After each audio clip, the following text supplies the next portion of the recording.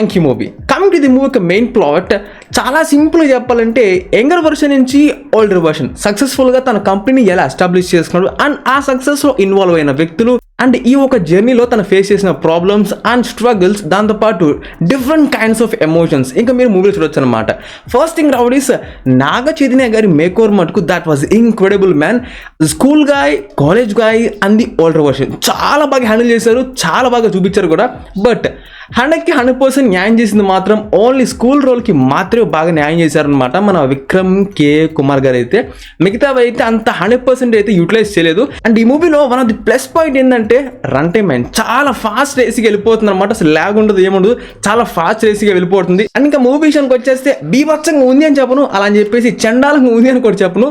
మీడియంగా సెటిల్డ్గా just and okay a feel good movie with different kinds of emotions. One man show Naga Chaitanya గారు. So తన కోసం అయితే హ్యాపీగా మూవీ అయితే మీరు వెళ్ళి ఆ డిఫరెంట్ ఎమోషన్స్, డిఫరెంట్ ఏజెస్, ఆ ఫేజ్ని మీరు హ్యాపీగా చూసి అలా వచ్చేసేయచ్చు. ఫస్ట్ హాఫ్ సెకండ్ హాఫ్ అని కాదు కానీ మనకి స్టార్టింగ్ చాలా బాగా మనకి ఓపెనింగ్ అవుతుంది మూవీ మటుకు. అమ్మయ్య మంచి పాజిటివ్ వైబ్స్, ఫ్రెష్ ఫీలింగ్ అయితే ఉంటుంది అనమాట.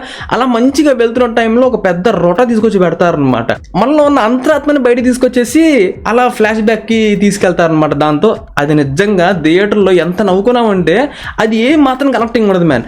One of the major minus point for this movie. అది కాకుండా సంథింగ్ ఏదైనా డిఫరెంట్గా ట్రై చేసి ఉంటే బాగుండేది, అది మటుకు ఏమాత్రం వర్కౌట్ అవ్వలేదు. అండ్ మూవీలో మనం బాగా ఎంజాయ్ చేసే ఎలిమెంట్స్ ఏంటంటే ఒకటి స్కూల్ లైఫ్ అండ్ రెండోది అండ్ మనకి కాలేజ్ లైఫ్ అనేది స్టార్టింగ్ చాలా బాగా వెళ్తూ ఉంటుంది అనమాట.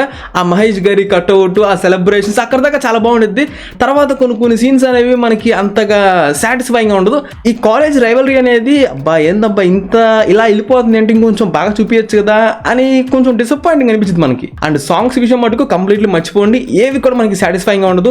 బ్యాక్గ్రౌండ్ స్కోర్ మటుకు కొన్ని సీన్స్లో బాగా వర్కౌట్ అయింది, దానివల్ల ఆ సీన్స్ అనేవి ఇంకొంచెం బాగా పండాయని చెప్పొచ్చు. సెకండ్ హాఫ్లో కానీ ఫస్ట్ హాఫ్లో కానీ మీరు కామెడీని ఏ మాత్రం ఎక్స్పెక్ట్ చేయొద్దు. అండ్ ఆ ఫేర్వెల్ సాంగ్ కూడా అంత బాగా వర్కౌట్ అవ్వలేదు అనమాట. అండ్ మెయిన్లీ ఫస్ట్ హాఫ్ ఇంటర్వ్యూలో మనకు ఒక మంచి ట్విస్ట్ కానీ ఒక హై మూమెంట్ ఉంటుంది అనుకుంటారేమో, అది అట్లాంటివి ఏ మాత్రం ఎక్స్పెక్ట్ చేయొద్దు. ఎటువంటి హై మూమెంట్స్ మటుకు మీకు ఏ మాత్రం తగలవు అనమాట. And the climax that is completely disappointing. అప్పుడు దాకా మూవీ అనేది ఎలా ఉన్నా పర్లేదు కానీ క్లైమాక్స్ అనేది చాలా బాగుంటే మటుకు అందరం సాటిస్ఫై అవుతాం అనమాట. బట్ క్లైమాక్స్ అనేది completely disappointing. And this movie goes for the silver star, absolutely family watchable. And your ticket వర్తియా కాదా అంటే one man show Naga Chaitanya గారు. సో తన కోసం అయితే హ్యాపీగా మూవీ అయితే మీరు వెళ్ళి ఆ డిఫరెంట్ ఎమోషన్స్, డిఫరెంట్ ఏజెస్, ఆ ఫేజ్ని మీరు హ్యాపీగా చూసి అలా వచ్చేసేయచ్చు. And yup that's it. Subscribe if enjoy it and I'll catch you in the next video.